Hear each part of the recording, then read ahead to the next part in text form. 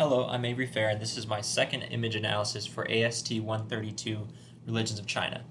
In this video, I'll be looking at the Wu family reception hall and the way it signifies the religious practices of this particular family as an example of popular religion in China at the time. Built around 1600, this type of hall was meant to be a multi-generational social center. It was the most important room in an upper-class Confucian household during the Ming Dynasty of 1368 to 1644.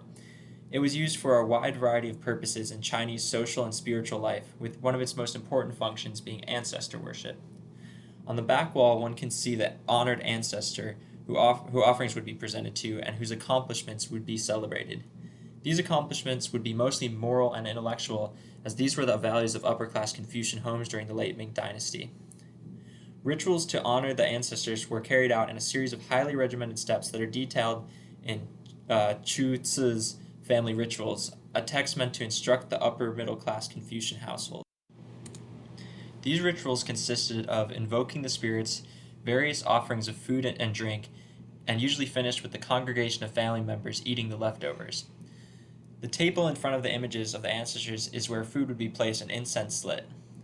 The practice of ancestor worship is a prime example of two of the core Confucian ideas, Xiao and Li, which are respectively filial piety and ritual decorum. As Confucius says in the Analects, when one's parents are alive, one serves them in accordance with the rites.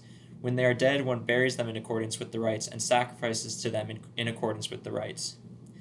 In Heaven, Earth, and the classic of filiality, Confucius said, "From the Son of Heaven down to the common people, if filiality is not followed from beginning to end, disaster is sure to follow."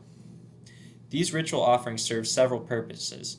In Chu Ci's Family Rituals, the liturgist reads, "The ancestors instruct me, the liturgist, to pass on abundant good luck to you, filial descendants, and calls you, filial descendants, to approach and receive riches from heaven, have good harvest from the fields, and live a long life forever without interruption."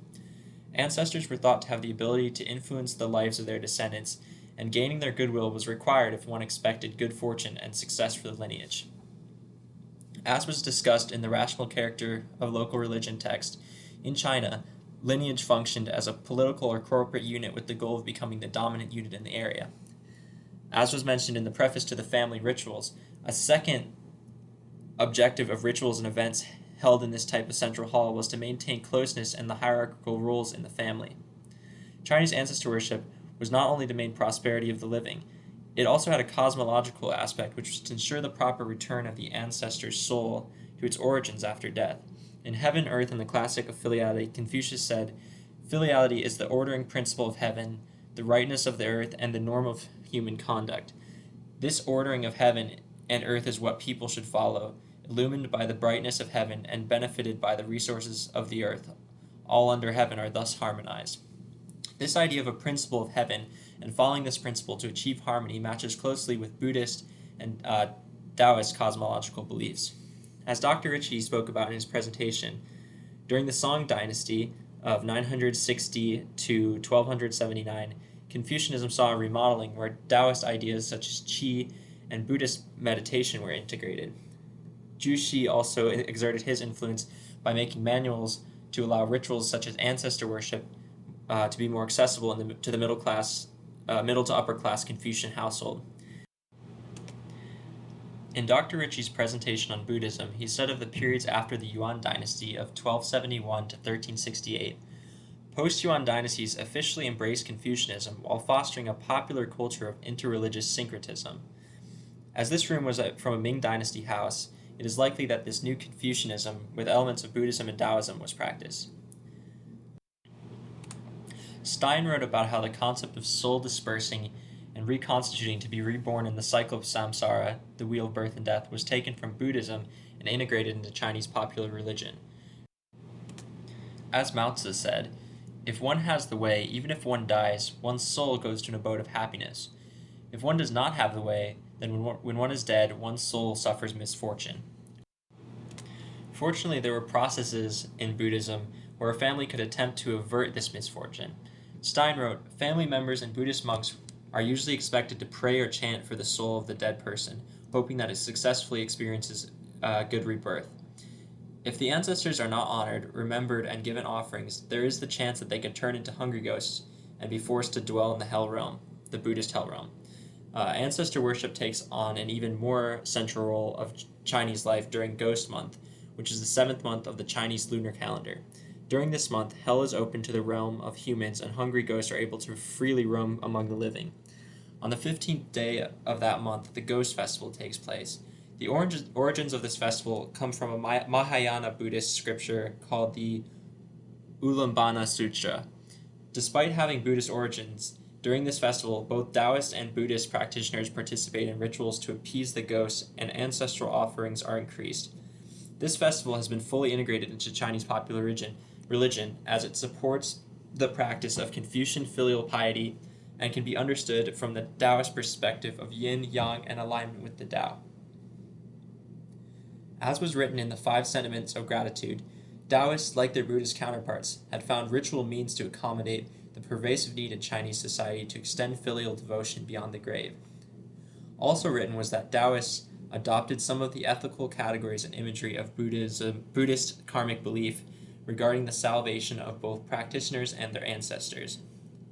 According to Zhu, there were 3 types of spirit beings, the first being the fluctuation of yin and yang, visible in the natural weather patterns and cycle of day and night, the second being ghosts, demons, and monsters, and the third being the spirits of the ancestors. Originally from Taoism, the souls of people are made up of 2 parts, the Po and the Hun. As detailed in Jushi on spirit beings, in man the essence Jing is the earthly soul, Po, and the earthly soul is the contractive cosmic force in abundance. The psychophysical stuff, Qi, is the heavenly soul, Hun, and the heavenly soul is the expansive cosmic force in abundance. Po is associated with yin and Hun with yang. In the Neya, it was written about humans. Heaven produces their essence, earth produces their form. These combine in order to make people. When these are in harmony, then there is life. No harmony, no life. It is the harmony of these 2 extremes that constitutes the Tao. The birth of a human is the harmonious combination of yin and yang. In Jushi on spirit beings, Jushi said, when a person is about to die, the warm psychophysical stuff rises. This is the so-called heavenly soul ascending. The lower half of the body gradually cools. This is the so-called earthly soul descending. When someone dies, the separation and equal dispersal of the earthly and heavenly soul maintain the Tao, and the forces are in harmony. However, the return of the 2 parts of the soul takes time. In some cases, they do not disperse correctly, leaving the 2 forces in disharmony. In Taoism, a question of balance, a ritual to heal the breach or disharmony in nature created by the death of an ancestor is shown. It was said that the soul is waiting in limbo, and that the ritual being conducted provided a rite of passage for the soul. This represents the Taoist ideas surrounding the dead and the Taoist rationale for the practice of ancestor worship. By the 1600s, Confucianism, Taoism, and Buddhism had become intertwined to the point where elements of all 3 were visible in most religious practices in China. An example of this relationship can be seen in the film Taoism, A Question of Balance, where a woman points out a tapestry that shows a Buddhist monk, a Taoist, and a Confucian scholar enjoying each other's company.